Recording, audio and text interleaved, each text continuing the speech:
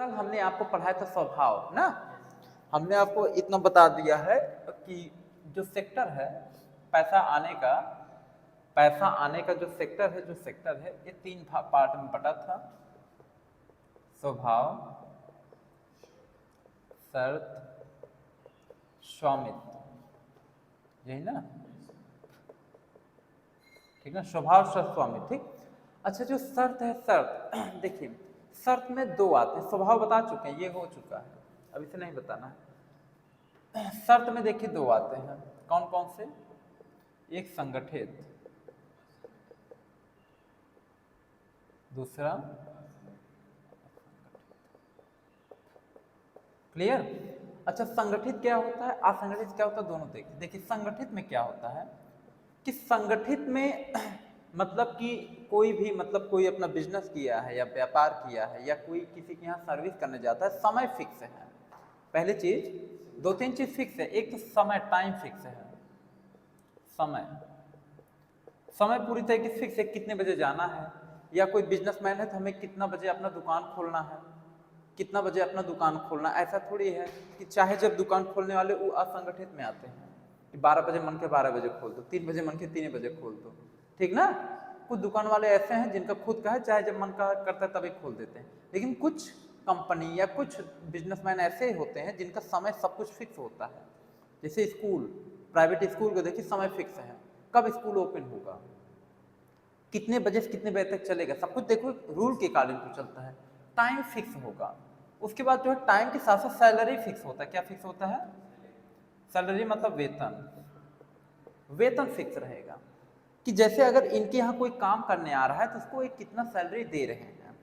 जैसे मान लीजिए कोई प्राइवेट स्कूल है, प्राइवेट स्कूल का फिक्स टाइम है। जैसे जो यानी कि जो सीबीएसई बोर्ड के प्राइवेट स्कूल होते हैं उनका फिक्स टाइम है कि 7:30 बजे से लेकर के 1 बजे या 1:30 तक छुट्टी हो जाएगी।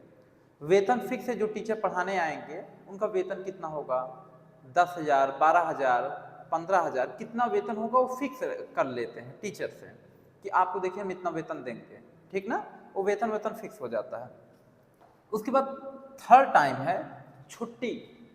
कब कब छुट्टी होगा स्कूल की, जो प्राइवेट संस्था है वो कब अपने अपने संस्था में कब अवकाश की करेंगे, वो सब क्लियर रहता है उनका।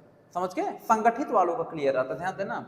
अवकाश, अवकाश का मतलब छुट्टी। जैसे स्कूल में संडे को छुट्टी रहता है ना, कोई होली, दीपावली, दशहरा, कोई आपको फेस्टिवल पड़ गया छुट्टी रहता है, तो छुट्टी फिक्स रहेगा कब कब रहता है। क्लियर? तो ये पूरा है संगठित का। जो जिनका बिजनेस संगठित है तो उनके बिजनेस में तीनों रूल अप्लाई होते हैं, तीनों टर्म और कंडीशन जो होते हैं तीनों अप्लाई होते हैं। समझ गए कि नहीं? ये तीनों टर्म और कंडीशन इसे कहा जाता है। ये तीनों अप्लाई होते हैं किसमें? संगठित वालों में, जिनका बिजनेस संगठित है। समझ गए? जिनकी कंपनी संगठित है, जिनका स्कूल वगैरह जो भी बिजनेस व्यापार के थ्रू से हो वो संगठित है, तो वहां तीनों पॉइंट जो है कंपलसरी है। क्लियर? अब देखते हैं असंगठित का। किसका?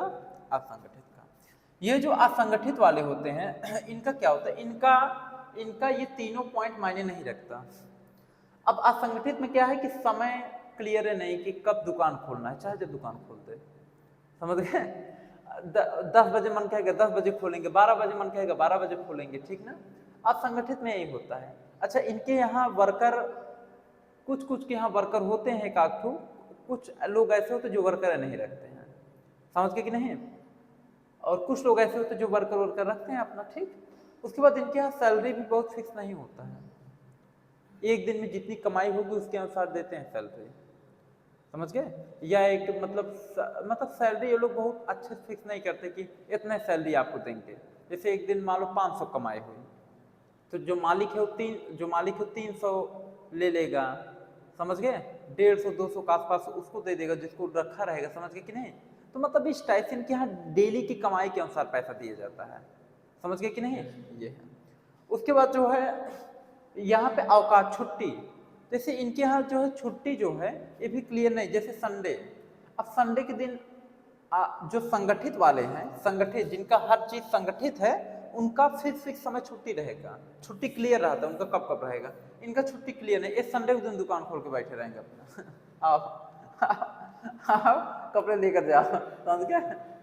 समझ में आ रहा है कि नहीं? संडे संडे दुकान अपना खोल के बैठे रहेंगे, आ रहा है कि नहीं? तो मतलब कहने मतलब इनका फिक्स नहीं रहता है कोई भी चीज, ठीक ना, क्लियर नहीं रहता।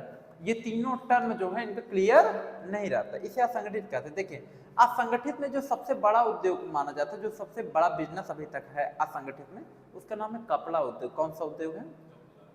कपड़ा उद्योग पूरे भारत में बहुत ज़्यादा है और बहुत ज़्यादा लोगों को नौकरी भी दे रखा है कपड़ा उद्योग, समझ गए? लोग देते हैं, जो एक दिन में जितना कमाई होती है लगभग 200-250 के आसपास लोग कमा लेते हैं। जो वर्कर होते हैं, जो कपड़े की बड़ी बड़ी दुकानों पर जितने लोग काम करते हैं, देखो कपड़ा बड़ा बड़ा दुकान 2-2 3-3 लोग वहाँ काम करते हैं ना, तो कुछ पैसा मतलब जॉब, कपड़ा उद्योग एक ऐसा उद्योग है भारत में जो कि बहुत ज़्यादा नौकरी दिया है, समझ गए लोगों को। जनरली देखो लोग कपड़े की दुकान खोल के बैठ जाते हैं। अब देखिए जौनपुर में बहुत कपड़ा उद्योग, मतलब बहुत कपड़े की बड़ी बड़ी दुकान है, समझ गए? तो इसमें कपड़ा उद्योग भी आपका आ जाता है, ठीक है। अब जैसे कपड़ा उद्योग का देखिए, इनका फिक्स थोड़ी है कि कब क्या करना है। कपड़ा वालों का देखिए चाहे तो दुकान खोलते हैं, संडे को दिन दुकान खुला रहता है इन लोगों का, कि नहीं? कि नहीं? हाँ कपड़ा लेकर जाओ, ठीक ना, आ रहा है कि नहीं समझ में? अब देखिए अब आता है स्वामित्व वालों का। तो स्वामित्व में देखिए इसमें 4 स्वामित्व होते हैं। जैसे पहला आपका होता है सार्वजनिक, सार्वजनिक, फिर होगा आपका प्राइवेट, निजी, फिर होगा आपका इसमें अगला आता है सार्वजनिक, निजी, फिर पीपीपी मॉडल, मॉडल। उसके बाद फिर अगला आता है एक कोऑपरेटिव आता है, कोऑपरेटिव, कोऑपरेटिव, ठीक ना, 4 आता है। ये कोऑपरेटिव मतलब होता है सहकारी, सहकारी, ठीक ना। अब देखिए ये सब है क्या, पहले हम लोग देखते हैं सार्वजनिक क्या होता है। देखिए सार्वजनिक का मतलब होता है कि गवर्नमेंटेड, मतलब गवर्नमेंटेड कोई भी बिजनेस व्यापार हो गवर्नमेंटेड हो, समझ गए? जैसे गवर्नमेंटेड स्कूल, सार्वजनिक स्कूल कोई भी जाकर पढ़ सकता है, समझ गए? वो सार्वजनिक स्कूल है, सभी बच्चों का स्कूल है, ठीक। समझ में आया? गवर्नमेंटेड स्कूल, गवर्नमेंटेड स्कूल में पैसा भी कम लगता है और सरकार आपकी हेल्प भी करती है। देखिए जो गवर्नमेंटेड छोटे छोटे बच्चों का स्कूल है, उनको क्या करती है सरकार, बैग भी देती है, उनको बैग देगी, उसके साथ साथ भोजन भी उपलब्ध करा देती है, उनको जो है वो भी देती है, यानी कि उनका वो आता है जो है वजीफा, उनका वजीफा भी आता है ना। अरे बैग उसको आपको बताते हैं, सरकार बैग देती है, वजीफा देती है, उसके साथ साथ जानते हो क्या देती है सरकार? यहाँ तक स्कूल का ड्रेस भी देती है, स्कूल का ड्रेस गवर्नमेंट देती है वहाँ पे, जो गवर्नमेंटेड स्कूल है। हाँ गवर्नमेंट स्कूल है, वहाँ पे देखो खाना पीना भी बच्चों को खिलाया जाता है, समझ गए कि नहीं? मतलब गवर्नमेंट जो है बच्चों के लिए बहुत अच्छा काम करती है, बस जो गवर्नमेंटेड टीचर है ना इन्हें पढ़ाना नहीं चाहते हैं। गवर्नमेंटेड स्कूल में जो गवर्नमेंट है वो बहुत काम करती है बच्चों के लिए, लेकिन गवर्नमेंटेड स्कूल के जो अध्यापक है ना, जो टीचर, ये नहीं पढ़ाना चाहते हैं गवर्नमेंटेड स्कूल में। और गवर्नमेंट तो अपने थ्रू बहुत काम करती है, समझते हो कि नहीं? जानते रहो, जान लो। ये है गवर्नमेंटेड, ठीक ना। अब जैसे गवर्नमेंटेड आपका स्कूल हो गया, हाँ गवर्नमेंटेड स्कूल हो गया, जैसे गवर्नमेंटेड भोजनालय हो गया, गवर्नमेंटेड भोजनालय, ठीक। अब जैसे गवर्नमेंटेड भोजनालय क्या है, सार्वजनिक भोजनालय, कहीं के लिखा रहता है ना, देखो सार्वजनिक भोजनालय, वहाँ क्या रहता है पता है? सार्वजनिक भोजनालय में ये रहता है कि आप जो है भैया, जो है आप जो है यानी कि 50 रुपये में भरपेट खा सकते हैं, समझ गए? 50 रुपये में भरपेट। और प्राइवेट वाला जो रहता है ना, जैसे जो अपना खुद का खुल रहा था, 50 रुपये में भरपेट थोड़ी खिलाएंगे, उनका फिक्स रहेगा 50 रुपये में 4 रोटी, इतना इतना चावल दाल, ये सब मतलब फिक्स रहेगा उनका, क्या क्या रहेगा, उतना पेट भरे चाहे ना भरे, हमसे क्या मतलब है, समझ गए? और ये सार्वजनिक जो भोजनालय लिखा रहता है ना, उस पर ये लिखा रहता है 50 रुपये में भरपेट भोजन, तो वहां लोग जाएंगे 50 रुपये देंगे, इतना खाएंगे भाई। मतलब प्राइवेट के जो निजी अपना खोला रहेगा उसके कारण 150-200 खा जाएंगे उसका, अच्छा पाएंगे। लाओ इधर लाओ, तुम इधर लाओ, समझ गए कि नहीं? तो कहने मतलब ये है कि सार्वजनिक भोजनालय और नालय क्या वहाँ लिखा रहता है इतना रुपये भरपेट भोजन, और आगे की नहीं। उसके बाद देखिए स्कूल हो गया, भोजनालय हो गया, ठीक। ये सब जो गवर्नमेंटेड स्कूल होते हैं, ये सब तो समझ के गवर्नमेंटेड स्कूल में सरकार कितनी फैसिलिटी दी आज के समय में, ठीक ना। उसके बाद जो है ये आपका सार्वजनिक है, क्या है? अब देखते हैं निजी, देखते हैं क्या देखते हैं, निजी। तो इसे हम थोड़ा सा इरेज कर देते हैं, प्लेस नहीं है। हाँ रुको, निजी। तो देखिए जो निजी होता है, निजी जैसे निजी में क्या होता है, निजी में जो बड़ी बड़ी कंपनीज होती हैं वहाँ पे ऐसे लिखा जाता है PVT LTD, इसका मतलब होता है प्राइवेट लिमिटेड। PVT LTD का मतलब होता है प्राइवेट लिमिटेड। अच्छा प्राइवेट लिमिटेड क्या है? प्राइवेट लिमिटेड कहीं भी लिखा रहे, इसका मतलब है कि उसमें जो पार्टनरशिप लोगों की हुई है, जो पैसा इन्वॉल्व हुआ कंपनी में, वो 2 से 50 लोगों का लगभग इन्वॉल्व हुआ। कम से कम उसमें जो पार्टनरशिप है उसमें जो ओनर रहते, ओनर एक नहीं रहता, उसमें जो ओनर रहते हैं या तो 2 रहेंगे, कम से कम 2 ओनर, या 2 से अधिक रहेंगे, 2 से लेकर 50 ओनर तक के बीच की कंपनी को हम लोग प्राइवेट लिमिटेड कहते हैं। उसमें कम से कम 2 ओनर या अधिक से अधिक 2 से 50, अधिक से अधिक 50 ओनर तक रहते हैं उसमें, समझ गए कि नहीं? इतने लोग पैसा उस कंपनी में इन्वॉल्व करके कंपनी खोले रहते हैं। हाँ 2 से 50 के बीच में भी इन्वॉल्व रहता है, समझ गए ना? तो उसे हम लोग प्राइवेट लिमिटेड के नाम से जानते हैं। किस नाम से? समझ में आ रहा है? अब जैसे देखिए जिस कंपनी पे कुछ भी ना लिखा रहा है, केवल कंपनी का नाम लिखा रहा है, तो उसका सिंगल ओनर होता है। जिस कंपनी पे ऐसा प्राइवेट लिमिटेड ना लिखा रहे, कुछ भी ना लिखा रहे, केवल कंपनी का नाम लिखा रहे बस, उसका सिंगल ओनर होता है, अकेला ओनर रहेगा, अकेला मालिक रहेगा, समझ गए कि नहीं? उस कंपनी का। क्लियर? अब देखिए निजी में क्या होता है, निजी कंपनी वालों को क्या होता है कि ये पूरा आपका मतलब कि क्या रहेगा, प्राइवेट संस्था रहेगी, पूरी प्राइवेट सिस्टम रहेगा यहाँ पे। जैसे प्राइवेट स्कूल निजी है, अब प्राइवेट स्कूल है उसका अपना हाँ प्राइवेट होटल, प्राइवेट स्कूल, उसका अपना तरीका है कि कितने बजे से कितने बजे तक स्कूल चलाना है, सैलरी क्या है, वेतन क्या है। हाँ और भोजनालय का अपना तरीका है प्राइवेट लोगों का, समझ गए? इतना रुपये में इतना सामान है, उसके बाद मिलने वाला भी नहीं है, तो वहाँ पेट भरे चाहे न भरे वो अलग बात है। उसके बाद मतलब प्राइवेट चीज़ों का हर जगह अपना अपना तरीका है, समझ गए कि नहीं? वो अपने अकॉर्डिंग टू काम करते हैं, ठीक ना? तो ये है निजी, आपका निजी स्वामित्व में आता है, समझ गए कि नहीं? स्वामित्व मतलब स्वामित्व में ये सब आता है, स्वामित्व मतलब ये इन सबका अपना अपना स्वामित्व होता है, समझ गए कि नहीं? उसके बाद फिर पीपीपी मॉडल आता है, क्या आता है? PPP model. अब देखो वहां लिखे, हम थोड़ा यहाँ डिस्क्राइब कर करके बताते हैं, यहाँ पे नीचे लिख लिख के अलग अलग। अब देखिए यहाँ पे बता रहे हैं पीपीपी मॉडल क्या है, या इसे ज्वाइंट वेंचर कहते हैं, ज्वाइंट वेंचर कहते हैं, ठीक ना? अब देखिए पीपीपी मतलब होता है public private partnership, public private partnership. इसे अर्ध सरकारी कहते हैं, क्या कहते हैं? अर्ध सरकारी से, ठीक? आधा सरकारी आधा प्राइवेट, समझ गए? इसमें देखो पब्लिक का मतलब सरकारी, प्राइवेट का मतलब निजी, पार्टनरशिप यानी इसमें जो है प्राइवेट और सरकार दोनों मिल करके कोई काम करते हैं, उसे पब्लिक प्राइवेट पार्टनरशिप के नाम से जाना जाता है, समझ गए कि नहीं? अच्छा भाई है क्या, जैसे कैसे मिलकर काम करेगी, ठीक ना? अब जैसे एग्जाम्पल, जैसे ब्रह्मोस मिसाइल, कौन सा मिसाइल है? ब्रह्मोस मिसाइल है, ठीक ना? अब ये जैसे ब्रह्मोस मिसाइल है, ठीक ना? अब इस ब्रह्मोस मिसाइल को बनाना है, क्या करना, बनाना है। तो ब्रह्मोस मिसाइल 2 कंट्री मिलकर के बनाई है, दो जो ब्रह्मोस मिसाइल बना है भारत में 2 कंट्री मिलकर बनाई है, एक भारत मिला है, एक इंडिया बनाया है, और एक रसिया। इंडिया और रसिया दोनों ने मिलकर के बनाया है, ठीक? अच्छा ब्रह्मोस मिसाइल जब मतलब बनाया जा रहा था, तो एक होता है MOU, क्या होता है?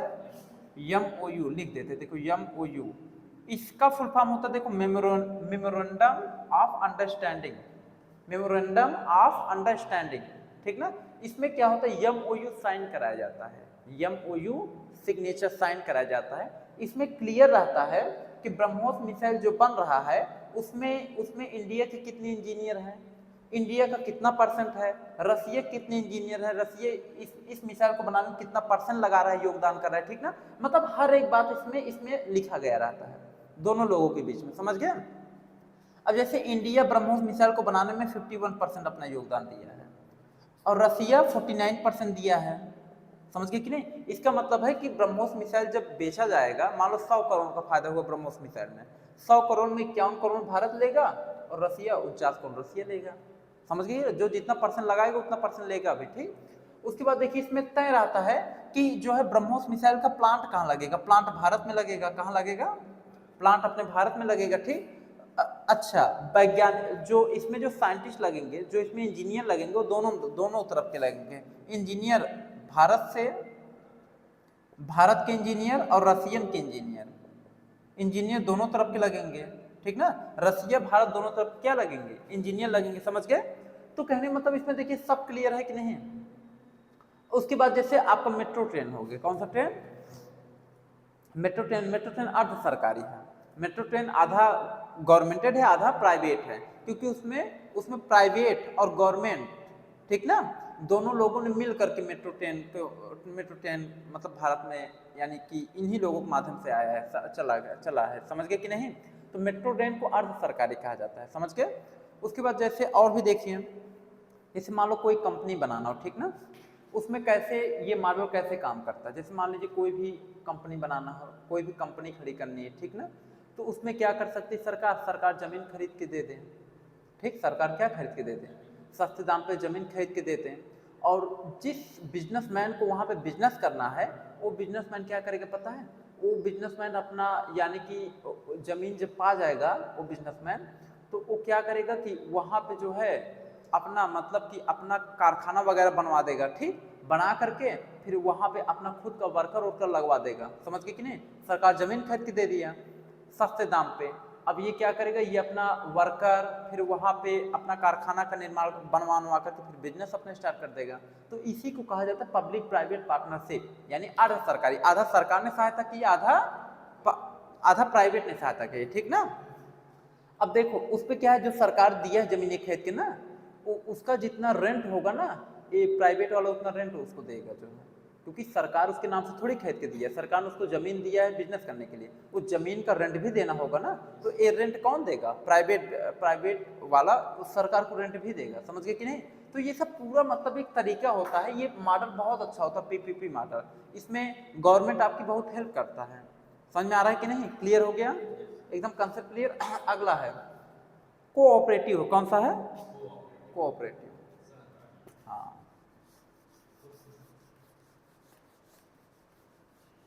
देखो सहकारी क्या है,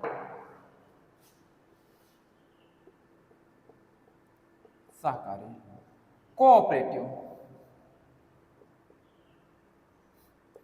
अब जैसे कोऑपरेटिव क्या होता है, कोऑपरेटिव का मतलब क्या है समझिए, जैसे छोटे बिजनेस के लिए, यानी छोटे बिजनेस के लिए सरकार जो है क्या करती है, जैसे कोई छोटा आपको बिजनेस करना है, कोई स्मॉलर बिजनेस करना है, तो छोटे बिजनेसों को सरकार क्या करती है, लोन देती है। क्या करती है, लोन देती है। उसे कोऑपरेटिव कहा जाता है, ठीक। बहुत बड़ा बिजनेस नहीं, जो छोटे मोटे बिजनेस करना चाहते हैं सरकार उन्हीं को लोन देता है, उसे कोऑपरेटिव कहा जाता है। अब छोटा मोटा बिजनेस क्या है, जैसे छोटे मोटे बिजनेस जैसे मत्स्य पालन, पशुपालन, डेयरी, मछली पालन, डेयरी, पशुपालन, सुधा, ठीक ना। ये सब जो बिजनेस मतलब इस छोटे जो बिजनेस हैं उसके लिए जो सरकार लोगों को सहायता राशि प्रदान करता है, लोन प्रदान करता है, लोन फिर वापस जमा भी करना होता है, ऐसी बात नहीं है। लेकिन आपको करंट में अगर 1-1.5 लाख अगर सरकार लोन दे रहे तो आप अपना बिजनेस कर सकते हैं। तो सरकार जो है छोटे बिजनेस वालों को जो लोन देती है बिजनेस करने के लिए, ठीक ना, उसे क्या कहा जाता है, कोऑपरेटिव कहा जाता है। क्या कहा जाता है, कोऑपरेटिव कहा जाता है। समझ में आ रहा है कि नहीं। अब इसमें जैसे छोटे बिजनेसों में आपका देखिए मत्स्य पालन आ जाता है, हाँ, मत्स्य पालन हो गया आपका, पशुपालन हो गया, डेयरी हो गया आपका, डेयरी हो गया, सुधा हो गया, ठीक ना। तो ये सब जो है ये सब आपके सहकारी में आ जाते हैं, यानी कोऑपरेटिव में आ जाते हैं, कोई दिक्कत। तो यानी कि सरकार छोटे बिजनेस के लिए जो अपने तरफ से सहायता प्रदान करता है, जो सहायता राशि देता है लोन के थ्रू से, उसे हम लोग क्या कहते हैं, सहकारी कहते हैं, यानी कोऑपरेटिव कहते हैं। क्लियर। तो इसमें जो है चार आपके पास जाते हैं, सार्वजनिक, निजी, पीपीपी मॉडल और कोऑपरेटिव।